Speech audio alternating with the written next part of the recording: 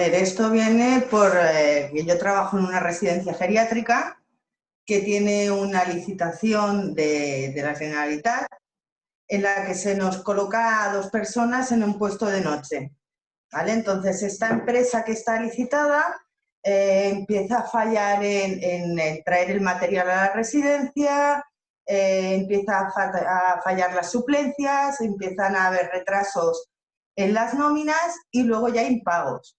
Y a raíz de esto empezamos a caer enfermas, pues claro, casi todas las chicas que estábamos por la empresa esta. Y claro, te tienes que presentar en la oficina y empiezas a descubrir que aquí hay un montón de falsificaciones, de corrupción detrás de todo lo que nos está pasando. Y que todo esto no es un caso de que solo pase en una residencia, es que pasa en todas las que lleva esta empresa que tiene 90 licitaciones. Por resumir, digamos que nos convertimos en denunciantes de corrupción casi por casualidad. Al final, algo que creo que nos identifica a todos los denunciantes de corrupción es que cuando te quieres dar cuenta estás en medio de un huracán y no sabes muy bien tampoco cómo has llegado. Tú has hecho una serie de cosas o te has negado o has querido denunciar una serie de situaciones y poco a poco la bola se va haciendo más grande y cuando te quieres dar cuenta pues ya no hay marcha atrás, estás dentro de lo que es un huracán. Bien, en este caso todo sucede a raíz de los impagos de la nómina de Marijose. Tenemos un primer desahucio porque yo en aquel momento estoy sin trabajo, no podemos hacer frente al alquiler en este caso y tenemos un primer desahucio y claro, ya esto te pone un poco como en alerta, por decirlo de alguna manera. Automáticamente de ahí conseguimos el piso este que ha salido en todas las televisiones, los 15 metros cuadrados, porque era lo único que podíamos pagar, dado que yo no tenía trabajo en aquel momento y Marijose sí tenía la nómina, pese a que no cobraba, pero bueno, por lo menos la nómina hacía de soporte. Y ahí era donde menos nos pedían, donde no nos pedían prácticamente requisitos. Y encima al vernos españoles, porque casi todo lo que había allí era gente extranjera, y al vernos españoles como que da la sensación que igual somos más serios o más solventes o más lo que sea, no lo sé. El caso es que, claro, el no tener para comer, para pagar, el haber sufrido un desahucio, el estar a punto de sufrir otro desahucio porque no puedes pagar esa habitación en la que estás, hace que tengamos que ir a las oficinas y automáticamente pues aquí empieza una batalla. El problema que encontramos aquí es que ya no éramos solo nosotros, sino que nos encontramos con más personas en la misma situación que nosotros, pero como más vulnerables y sin la capacidad que nosotros teníamos por nuestra experiencia en la vida de poder defenderse, ¿no? Cuando hablo de vulnerabilidad en muchos sentidos, casi todo, por no decir el 100%, te diría que el 90 y tantos % son mujeres.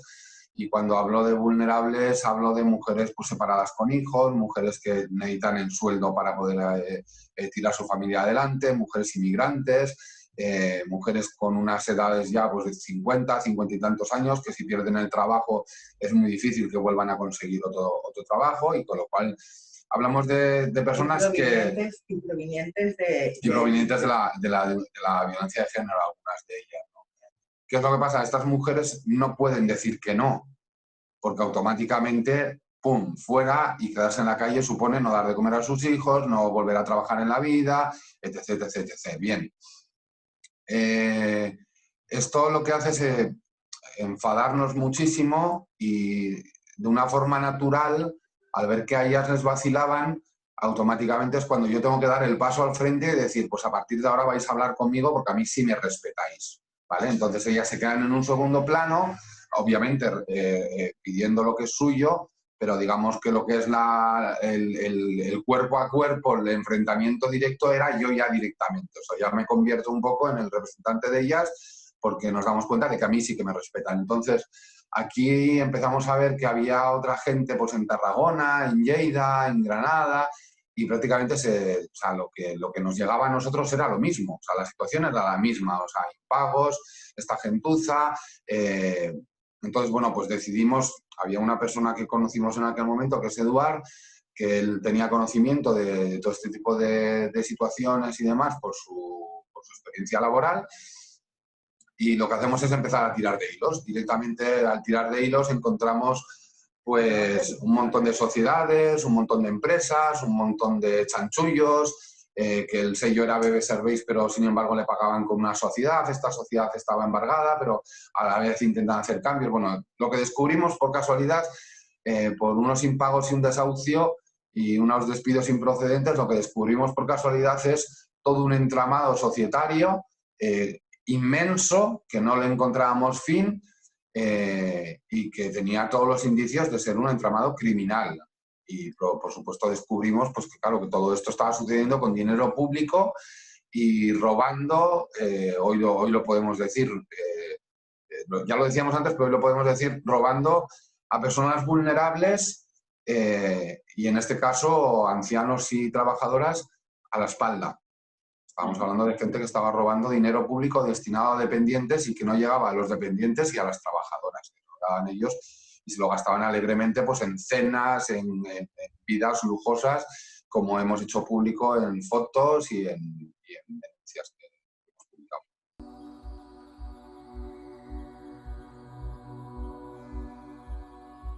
Bueno, en este caso fue a través de un despacho de abogados.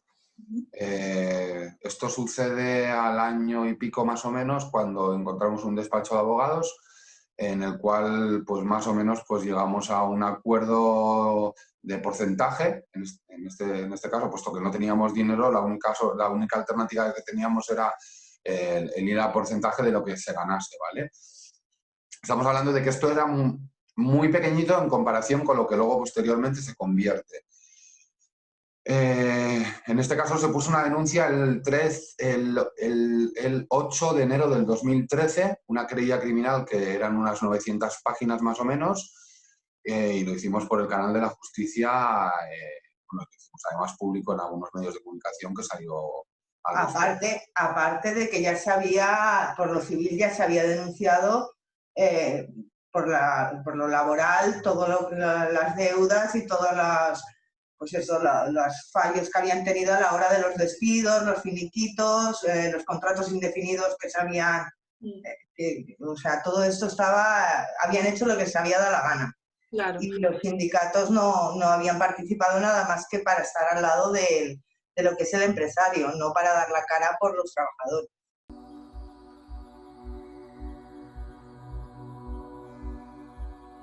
Mira, nos enteramos después de que nos despidieran por SMS, después de que nos despidieran nos dijeron que teníamos un sindicato y que venía una representante de UGT. La representante que se personó para efectuar los despidos, que eran todos despidos improcedentes. Por ejemplo, yo tenía un contrato indefinido y la señora decía que yo tenía que firmar un finiquito de 141 euros por 7 años y medio de trabajo, ¿vale? En turno de noche, cuando se me debían mensualidades, se me debían vacaciones, se me debía un montón de dinero y supuestamente yo tenía que firmar los 141 euros y darme por contenta con esto. O sea, los sindicatos en ningún momento nos informaron de nada y BB Service echaba lo que se suele decir balones fuera. O sea, esto es un caso único, te pasa a ti, no le pasa a nadie más, porque no nos dejaban juntarnos para poder hablar a ninguna.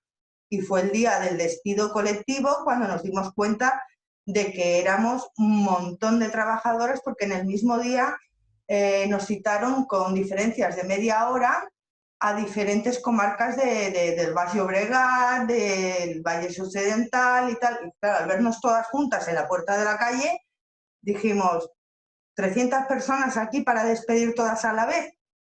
Esto no puede ser un ERE, ni un ERTE, ni un nada. O sea, esto es un despido colectivo masivo que es totalmente ilegal. Lo que habían hecho aquí en este caso es directamente que las trabajadoras no tuviesen conciencia de que no eran las únicas. Es decir, en el caso de María José, en el mejor de los casos podía conocer a la que le suplía. Si ella iba de noche, pues ella entraba por la noche, pues la que salía, por decirlo de alguna manera. Con mucho eso, ella no tenía conocimiento de que hubiese otras personas en otros sitios. O sea, estaba como todo muy troceado y de esta manera no tenían la capacidad de saber de que esto, esto te lo tomas como que te está pasando a ti y punto, y como mucho a la que te está sufriendo, a la que tú estás sufriendo, ¿vale? La sorpresa viene cuando nos damos cuenta de que, claro, empiezas a ver un grupo de trabajadoras en Tarragona, empiezas a ver otro grupo de trabajadoras en Cambrils, otro grupo de trabajadoras en Lleida, otro grupo de trabajadoras en Granada, y pasa lo mismo, que es que ellas no tenían conocimiento, las de Granada no tenían conocimiento que había residencias en Tarragona. Pero es que además las de Tarragona tampoco tenían conocimiento de que esto estaban licitando el servicio de atención a domicilio en el Ayuntamiento de Tarragona o en otros muchos ayuntamientos que han tenido, como Lleida, o otros muchos que ahora mismo son muy grandes para nombrar. Entonces estamos hablando de aislar a los trabajadores para que no tengan esa posibilidad de defensa, con lo cual el tema de poder denunciar irregularidades a la empresa y luego denunciar irregularidades en la empresa, ¿quién va a tomar la decisión? ¿Los que están delinquiendo van a tomar la decisión? ¿Van a poner remedio a los que están delinquiendo? Es que es imposible. O sea, este grupo de delincuentes no pueden denunciar la delincuencia que están cometiendo. No sé si me explico. O sea, no había ningún canal. Vamos, ni había ni se esperaba. Uh-huh.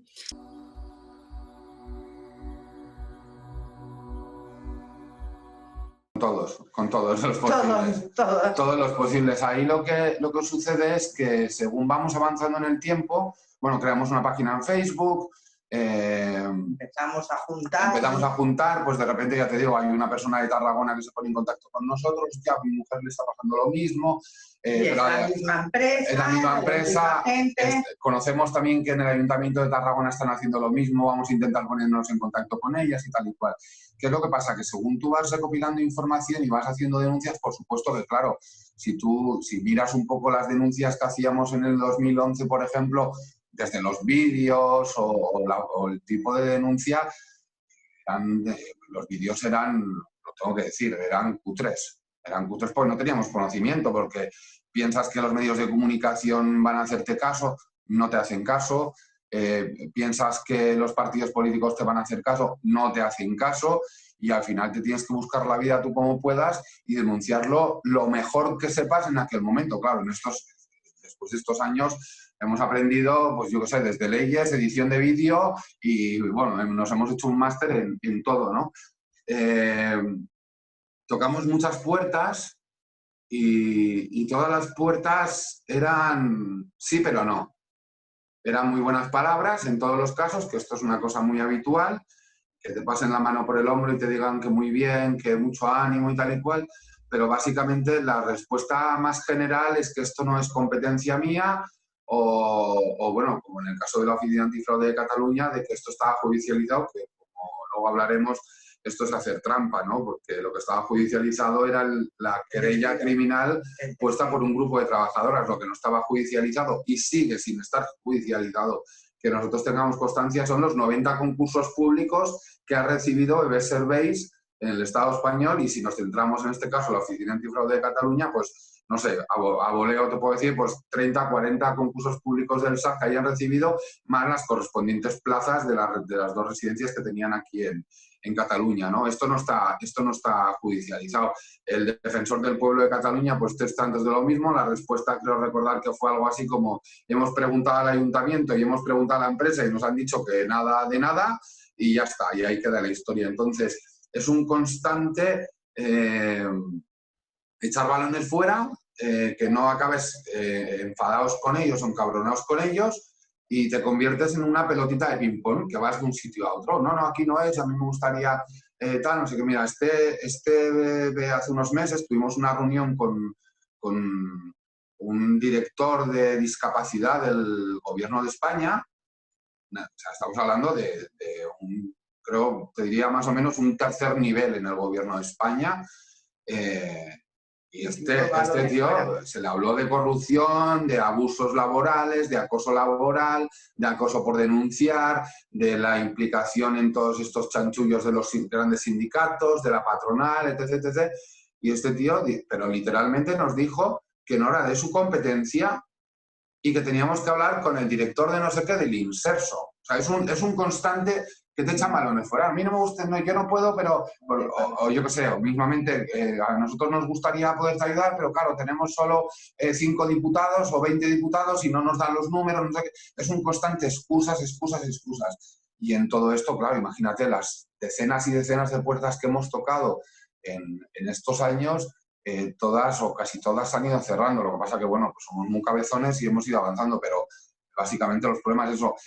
A nivel personal, cuando ya te tachan de persona apestada, por decirlo de alguna manera, lo que sí que notas mucho es la necesidad de una protección en todos los sentidos, ya no solo a nivel laboral, en este caso, como no estamos contratados por la administración, igual es un poco más complicado con funcionario público, pero notas mucho esa necesidad de que por lo menos las cosas básicas estén garantizadas, es decir, un techo, una comida y el poder cubrir los gastos. Tampoco estamos diciendo que te vayan a pagar las vacaciones, ni mucho menos, pero que puedas por lo menos sobrevivir y que puedas tener una defensa, porque al no tener dinero, obviamente hay muchas denuncias que se quedan en el tintero que tienes que hacer y, por supuesto, necesidades que hemos pasado pues todas las del mundo. En sí lo que necesitas es un acompañamiento en todo momento que no tienes nunca, ¿vale? Porque no tienes ni acompañamiento legal, ni acompañamiento en ayudas, ni psicológico, que tiene que ser muy específico, porque no cualquier psicólogo te puede ayudar en esta fase, porque los psicólogos, para estos casos, la solución que tienes es déjalo y quítate de problemas. Esa es la solución que te dan los psicólogos y los psiquiatras. Pues los psiquiatras te dicen, mira, tómate una pastillita para dormir y te olvidas de todo esto. Cierra la puerta, cambia de etapa y que tu vida sea otra. Eso no, tampoco es ayudarte, ¿me entiendes? O sea, no están preparados para estos tipos de casos.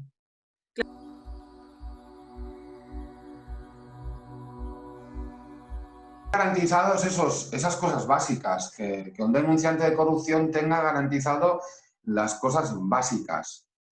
Techo, comida, asesoramiento legal y psicológico.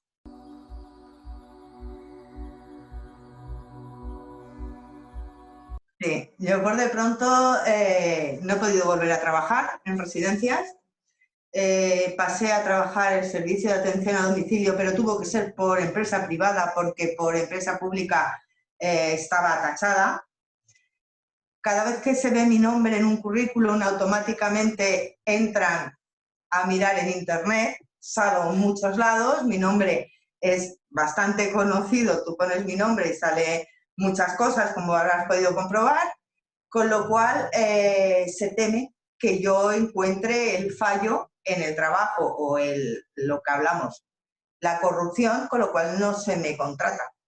No se me contrata porque, claro, esta chica a la que vea algo nos va a meter en un problema.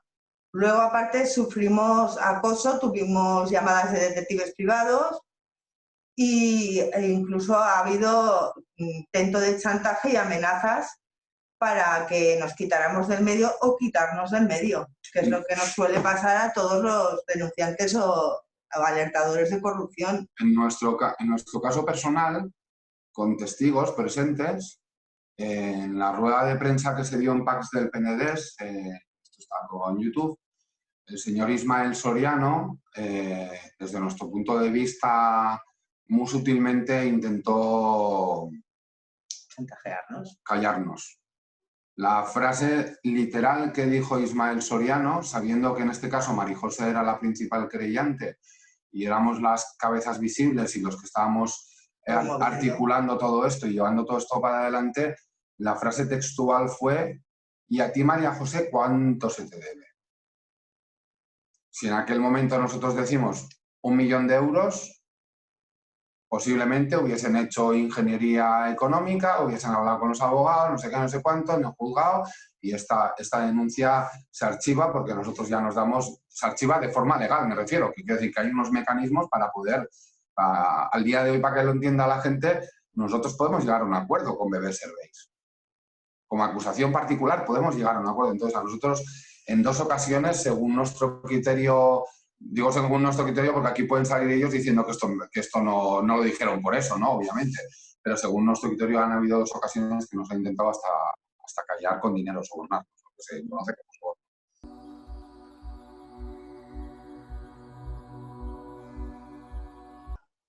Para nada. En todo momento se da mi nombre, en todo momento se me ubica y en todo momento incluso los periodistas saben dónde localizarme. Porque a pesar de estar viviendo en una infravivienda, saben dónde ir y dónde preguntar por mí y como ya hemos comentado, a mí se me reconoce en el metro, directamente. En el metro se me reconoce porque mi foto está presente en muchos sitios. Entonces no garantizan la intimidad en ningún momento. No, y llega un punto en el cual que cuando la bola se va haciendo más grande, alucinas mucho en colores porque se puede poner en contacto contigo cualquier persona que no sabes ni cómo se han puesto en contacto contigo, ¿no? O sea, es una cosa... Por suerte no hemos tenido, digamos, amenazas de muerte o cosas muy extrañas, alguna llamada rara, pero que, bueno, no nada serio al respecto. También, obviamente, entendemos que nosotros hemos puesto una línea que hemos dicho que si esa línea se cruza, automáticamente nuestra forma de actuar será totalmente diferente y nos defendemos. Entonces, creo que a esa línea se han atrevido a cruzarla porque saben que va a haber respuesta. Creo que es una mezcla de todos, porque esto es cosa de todos, porque las administraciones trabajan en conjunto con Antifraude, que es una oficina de la administración, pero los jueces en el momento que reciben esta denuncia tendrían que dar por supuesto que se necesita una protección para el denunciante, con lo cual esto es una cadena que no funciona y si no funciona nosotros quedamos pues desprovistos de toda ayuda en todo momento. No.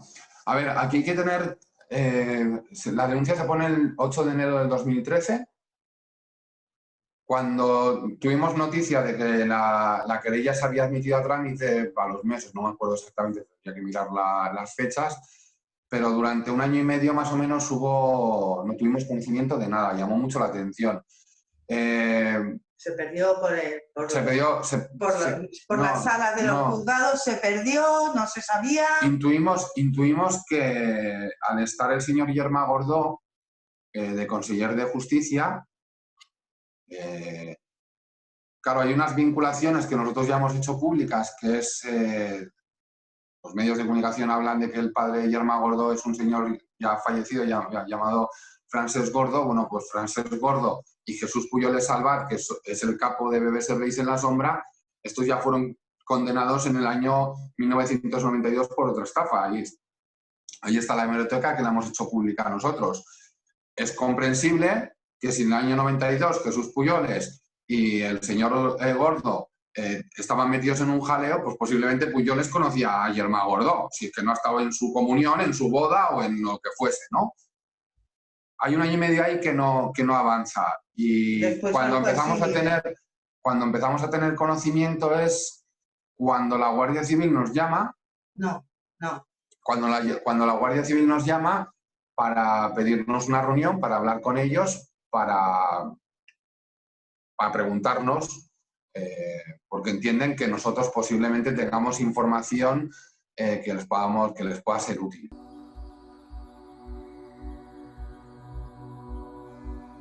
No, sí, y seguimos colaborando. Quiero decir, ya no solo en esto, o sea, nosotros ayer hemos hecho saber algunas informaciones respecto a la residencia, por ejemplo, esta que está saliendo en televisión últimamente de Valencia. Hemos puesto en conocimiento de la Guardia Civil. En este caso entiendo que si les interesa será a los de Valencia, obviamente, pero nosotros seguimos colaborando y cualquier cosa que encontramos o que tenemos indicios o tenemos pruebas o lo que sea, directamente se lo seguimos haciendo. Sí. Colaboración toda, bueno, toda no, o sea, más de la que nos han pedido en muchos casos. Sí, habíamos ido recopilando y publicando en no, no todo porque no nos daba tiempo a publicarlo todo, era un mar de información, pero habíamos hecho más o menos como una especie de esquemas, información, carpetas y tal y cual, y hicimos una especie de resumen de, mira, nosotros queremos esto, esto, esto, esto y esto y esto y esto. Todo esto, quiero decir, no hubo que imprimirlo a través de un pendrive, se les pasó la información y se les explicó desde nuestro punto de vista y respondimos a las preguntas que nos hicieron, lo que teníamos conocimiento, claro, porque había cosas que nosotros desconocíamos. Sí.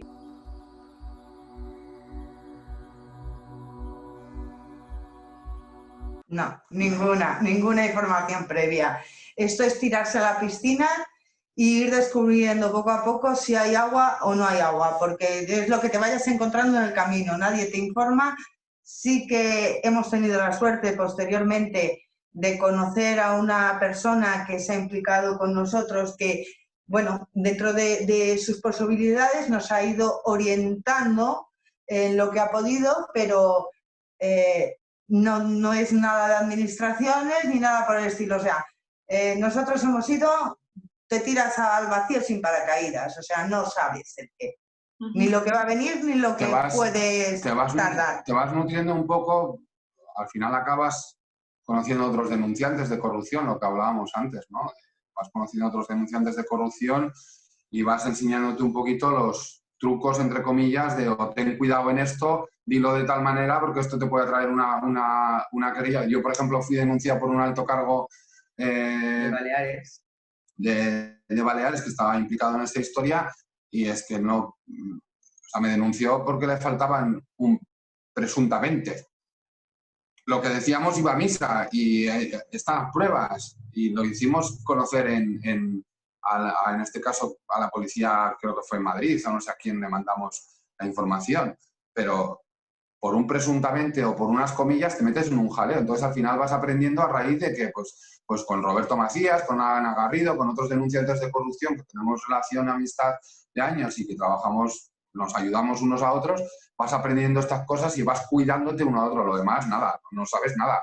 No, o sea, yo cuando empezamos a estudiar en los concursos públicos, publicaciones, no sé qué, no sé cuánto, bueno, vamos, yo no sabía prácticamente de nada. Y las consecuencias, vamos, es que al día de hoy una de las cosas que solemos hablar los denunciantes de corrupción es que recomendamos que la gente sea un poco más prudente de lo que fuimos nosotros. Estamos hablando al final del denunciante de corrupción como tal, como se conoce, que estamos hablando de 10, 12, 14, 15 años más o menos la figura de denunciante de corrupción como tal. Que antes que nosotros ha habido gente que ha denunciado, obviamente, o antes que Ana, antes que Roberto, antes que cualquiera de nosotros, pero lo que es la figura del denunciante de corrupción como tal y además represaliado, más o menos 15 años, vamos a suponer. Estamos hablando de que somos la primera hornada, ¿no? No sabes, estás abriendo un camino que está lleno de zarzas por todos lados, no sabes. Entonces, por ejemplo, ahora mismo nosotros desde hace tiempo tenemos casos que a las personas les recomendamos que se protejan, que tengan cuidado con cómo lo hacen y que no se expongan tanto como nos hemos expuesto nosotros, porque obviamente esto tiene unas consecuencias. De hecho, es más, nosotros al día de hoy hay cosas que nosotros hacemos públicas que obviamente no son necesariamente conseguidas por nosotros, o son filtraciones, o son informaciones que nos llegan, que están contrastadas, pero para proteger a la persona que está dándonos la información, ¿no? O sea, es meterte en una vorágine que bueno, o sea, no sabes por dónde te puede salir. Para que te das la idea, hubo una época que nosotros no sabíamos ni cuántas denuncias habíamos puesto ni cuántas denuncias teníamos en contra nuestra, ¿sabes?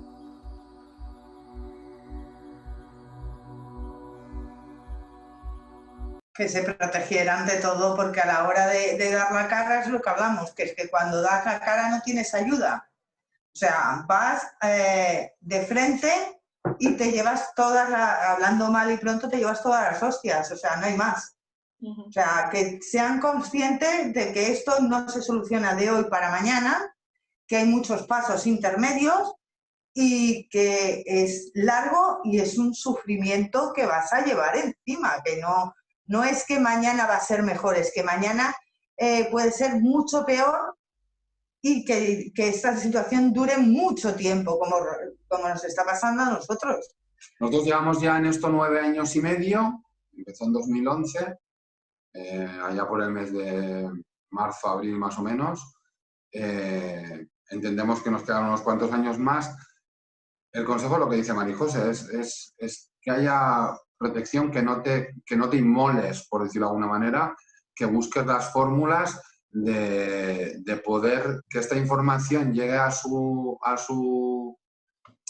que sea efectiva, que sea eficaz, que la denuncia surja un efecto, pero que intenten protegerse lo máximo posible en el sentido de que no te inmoles, no te expongas a todo esto, porque obviamente no es nada agradable y es una persecución que luchan con uñas y dientes para destruirte, para callarte, para silenciarte, para que te sientas con miedo, amenazado, que te den ganas de tirar la toalla. Entonces, contra más protección tengan, porque además se está hablando mucho de unos tiempos esta parte del tema de la protección al denunciante y hablan como que, bueno, hay algunos canales supuestos de que puedes denunciar de forma anónima. A mí me gustaría saber si esto realmente es de forma anónima o no, porque yo tengo muchas dudas. Yo no me siento con la seguridad de que voy a mandar al buzón, me da igual el que sea, ¿eh? O sea, yo no me siento con la seguridad de que voy a mandar una información a un buzón, el que sea, y va a haber una confidencialidad. En el caso de las denuncias que hablaban en su momento de la protección y tal y cual, de oficinas antifraude y tal y cual, es que en el momento en el cual tú denuncias y ya esto va a un juzgado, es que la otra parte a la que tenga directamente el auto o los informes ya sabe quién eres.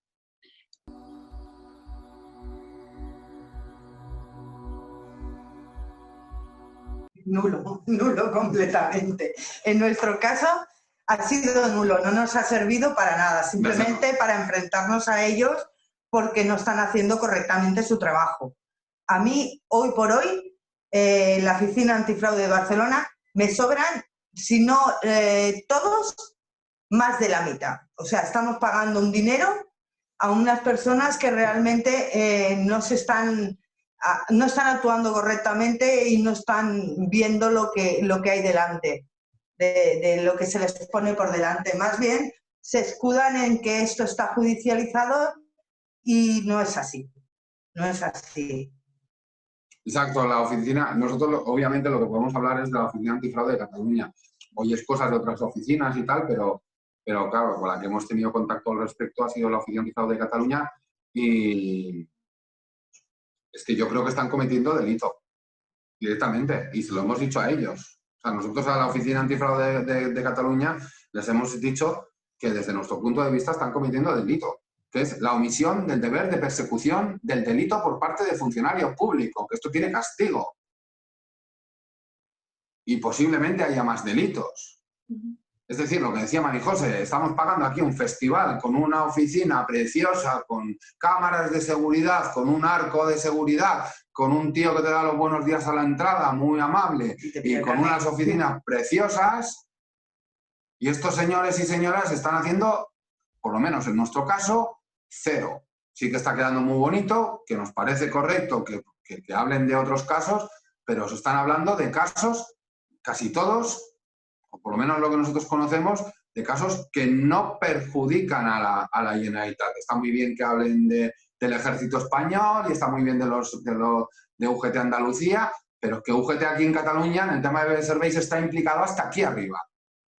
Y hablamos de lo que ha hecho UGT en Cataluña, pero, o sea, en Andalucía, pero no en Cataluña. Entonces, la Oficina Antifraude, yo sí estaría en mis manos, o sea, quiero decir, así de sencillo. Primero la cerraba y segundo, todas estas personas al banquillo directamente por los posibles delitos, que esto obviamente sabrá mucho mejor un abogado o un juez. Pues eso, que están cometiendo una serie de delitos de la obligación que tienen que no están cumpliendo. Y son todo milongas y son todo echar balones fuera y son todo esto. ¿Por qué?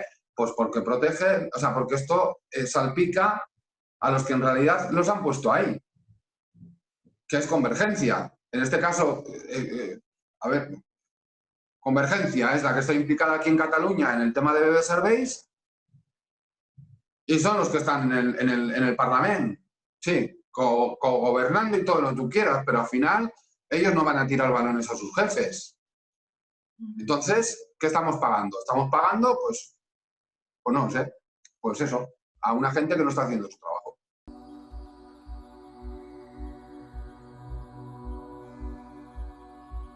No ha terminado. Para empezar, no ha terminado. Esto todavía le queda unos años, porque en principio no tenemos ni fecha de juicio. Sabemos que uno de los implicados, de los que están denunciados, uno tenemos claro que ha fallecido, otro no llegamos a creernos que verdaderamente haya fallecido, porque se ha estado investigando y sí, que sus abogados han presentado un parte de defunción, pero ese señor es un chanchullero y posiblemente incluso yo creo que este señor nos ha tomado el pelo a todos y se ha largado fuera de España, ¿vale? Yo no doy como fallecida a esa persona, yo creo que es más, pues eso, otra de sus tramas. Sabemos que hay un fallecido, uno que no nos lo creemos, y gente que está implicada y que a día de hoy están trabajando en residencias, que son dos de los directivos a los que yo denuncié, que puedo dar nombres perfectamente porque no tengo ningún miedo: Ismael Soriano y Diego Parra. Estos dos señores eran directivos míos. Estos dos señores están denunciados, imputados y han estado en los calabozos de la Guardia Civil. Y estos dos señores tienen dos residencias abiertas hoy por hoy, una en Granollers y otra en Las Rocas. Supuestamente se les ha inspeccionado. También te puedo decir que trabajadoras que hoy por hoy no sabemos si siguen o no siguen trabajando en estas residencias, en el momento de la inspección sí que estaban y sabían que la inspección era anunciada, avisada, y que encima la persona que hizo la inspección era colega de uno de los directivos que te he dicho, con lo cual esto nos lo pasamos por el forro porque esto no nos sirve de nada. O sea, una inspección avisada y de colegueo se va a tapar todo y no va a salir a la luz. Con lo cual siguen haciendo lo mismo, siguen con sus fechorías y nadie, ningún juez, ninguna administración, ni nadie paraliza esto. Yo creo que hay varias cosas aquí, por partes. La investigación ha destapado el mayor fraude, la mayor estafa a la dependencia de España, que va por 35 millones de euros, que lo decimos muchas veces, pero lo vuelvo a repetir. Son 35 millones de euros los que se han podido demostrar, porque los informes lo dicen muy claro. No estaban las cuentas actualizadas, no han entregado la documentación que se les ha pedido a la auditoría, el administrador concursal, y han podido destruir pruebas. Esto es lo que se ha podido demostrar, 35 millones de euros. Estamos hablando de la mayor estafa probada en España, que va por 35 millones de euros, y repito, de la dependencia en España. Y que van a ser más, que posiblemente suban de los 50 o 100 millones fácilmente, si es que no son más. Esto por un lado. Por otro lado, respecto al tema de la situación de esta gentuza que está hablando Marijosa, Ismael Soriano, Diego Parra, aquí hay diferentes situaciones. Aquí hay mucha gente implicada, ¿vale? Como he dicho, el trabajo de la Guardia Civil de delitos económicos, yo que me he leído el sumario en 2 ocasiones, sin entender todo obviamente, lo puedo decir, y así lo hemos hecho públicamente, que solo tenemos agradecimiento, ya no solo por el trabajo, que dice lo que nosotros hemos estado diciendo durante años sin conocimiento ninguno, simplemente con las pruebas evidentes que teníamos, pero además añado la empatía de estas personas con los denunciantes, en este caso con nosotros. Aplausos en ese sentido a la Guardia Civil. En el siguiente nivel, a nosotros nos falta la investigación de una parte fundamental, que son las licitaciones y los concursos públicos. Pero claro, aquí hay que meterle mano a mínimo 90 ayuntamientos o administraciones públicas de España. En toda España. que correspondan en Cataluña, las que correspondan en Andalucía, las que correspondan en Madrid, las que correspondan en Euskadi, las que correspondan en cada sitio. Pero aquí hay que abrir 90 melones al respecto con el tema de bebés surveys. Esto al día de hoy nosotros no tenemos conocimiento de que se esté investigando. Igual mañana me dan un zasca y me dicen, perdona, esto lo llevamos investigando en secreto y te callas la boca. Perfecto, me callo la boca y aplaudo con las orejas. Al día de hoy no tenemos conocimiento ni intención, por lo menos por parte de periodistas, que se investiguen estos 90 concursos públicos que nosotros tenemos conocimiento, que igual hay más. Entonces, estamos hablando de que los delincuentes de bebés surveys, o como dicen que hay que decir, los presuntos delincuentes de bebés surveys, que lo que no ha sido presunto es nuestras miserias, nuestras desgracias y todo lo que nosotros hemos vivido. Lo único que es presunto es lo de ellos. Los desahucios, los suicidios, todas estas cosas que hemos sufrido la gente estafada por bebés surveys, o las muertes en residencia, estos no son presuntos. Lo que es presunto es lo que han hecho ellos, ¿vale?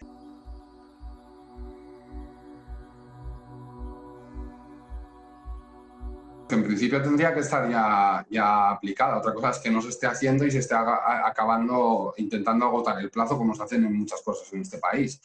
Esto va a empezar, o sea, ya tendría que estar implementada. Lo que pasa es que hay unos márgenes y estos márgenes los están agotando hasta ese momento. ¿Qué les diríamos? Pues es que es muy sencillo. Primero, que cuenten con los denunciantes de corrupción, que tomen buena nota de lo que estamos diciendo, porque aquí a mí no nos consta de que no sé quién fue el que iban a hablar de denunciantes de corrupción y resulta que no había ningún denunciante de corrupción en todo esto. A mí ya me vale que vaya Roberto Macías o que vaya Ana Garrido o que vaya cualquiera, no necesariamente digo nosotros, pero que quiero decir que haya una serie de representantes fuertes, a ser posible unos cuantos, para que podamos explicar las realidades, que tome notas y que las ejecute. Bien, pero además es que es muy sencillo. Esto, tarde o temprano, se le va a dar la vuelta. Y a las personas que no hagan lo que corresponde, hay que recordarles, y en este caso hablo de los políticos, de los altos cargos, etc., etc., recordarles que están cometiendo delitos. Que están cometiendo delitos. Y la impunidad no va a durar siempre.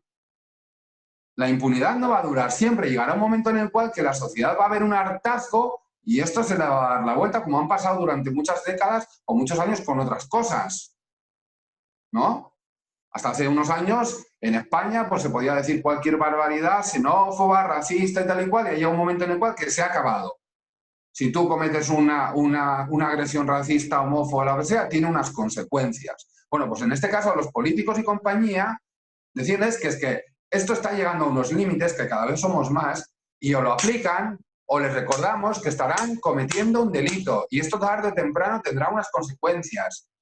Y nosotros, los denunciantes de corrupción, que generalmente no nos casamos con ningún partido político, aunque hablemos con todos, recordarles que o lo hacen o tendrá unas consecuencias. Tardaremos menos o tardaremos más, pero tarde o temprano tendrán que rendir cuentas. Así que se pongan las pilas y espabilen, porque el rodillo sigue creciendo, cada vez somos más fuertes, con menos que perder, y las bromas se han terminado.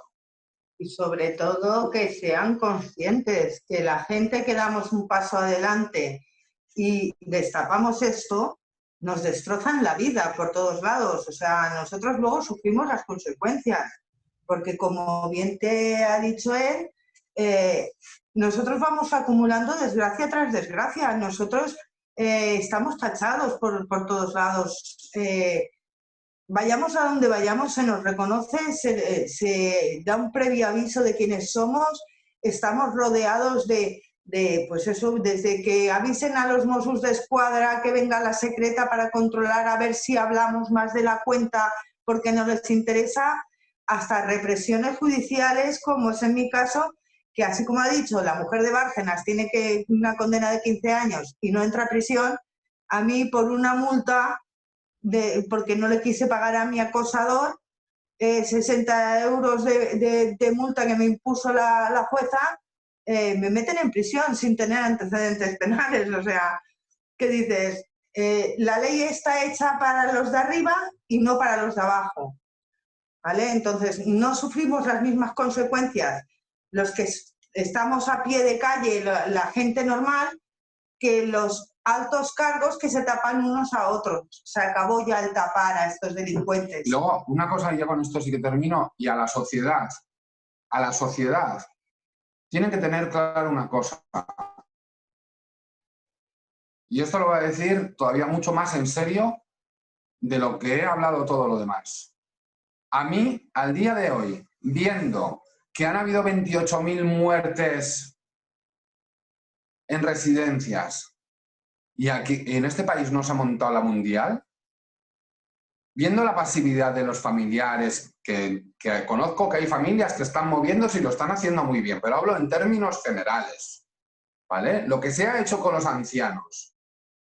Tienes familias que les estás alertando, porque aquí Bebé Serveis hablamos de 90 concursos públicos, pero los datos reales de ancianos que han estado en manos de esta gente hablamos de unos 100.000 dependientes en sus manos. ¿Dónde están esas familias? ¿Dónde están los trabajadores, los 2.000, 4.000 trabajadores que había en esta empresa denunciando lo que han hecho estas personas? Bien, yo, que no trabajo en el sector, a nosotros que nos podían haber solucionado la vida de forma legal y estaríamos en Jamaica tomando daiquiris, nos estamos jugando la cara, la vida y el sufrimiento por cambiar las cosas para que esto no suceda en este país. Y a la sociedad le decimos una cosa: los denunciantes de corrupción tenemos unos límites. Y llegará un momento en el cual que nosotros cojamos y digamos, porque lo podemos hacer mañana mismo, llamar a los abogados y decir, oye, que queremos llegar a un acuerdo, que estamos hasta las narices de toda esta situación, que nos paguen lo que nos deben, tachamos unas cantidades correspondientes para nuestros afectados con las correspondientes consecuencias sufridas, es decir, X que nos deben más los intereses, más los daños causados, esto es tanto, no lo sé cuánto es, lo que sea. Pero a mí me ponen 1 millón de euros encima de la mesa y que os den por saco todo el mundo y que hagan con tus padres, con tus abuelos, con tus tíos o contigo el día de mañana lo que les hagan de las narices, ¿me entiendes? Entonces, que la sociedad tenga muy claro de que los denunciantes de corrupción, si nos estamos jugando la vida y si nos estamos jugando la cara, es precisamente para cambiar las cosas, que se dejen. Y yo me gusta mucho el deporte y me gusta mucho muchísimas cosas. El salir, el comer, el cenar, las discotecas, lo que quieras. Y que es lícito. Pero que se dejen de milongas, nos remangamos todo el mundo, porque si no, Ana Garrido, Roberto Macías, el Teniente Segura, no sé qué, no sé cuánto, llegará un momento que diga, ahí os quedáis, como ha hecho en el caso de César Bea, que se ha ido fuera de España porque está hasta las narices de que haya 60 y tantos mil estafados por las renovables y que el único que ha estado protestando durante muchos años ha sido él. Que la sociedad tenga en cuenta una cosa, que como nos quitemos estas líneas de frente, y no hablo solo de los denunciantes de corrupción, de los colectivos, los taxistas, los estibadores, las Kellys y tal y cual, esta línea de frente que estamos aquí, como nos quitemos, va a haber barra libre para todos ellos y van a poder hacer con la gente de la calle lo que les dé la gana, con total impunidad. Que lo tengan en cuenta y que decidan si quieren seguir tirí o ponerse en las pilas durante un tiempo y cambiar las cosas. Porque es que esto no puede seguir así. No puede seguir así.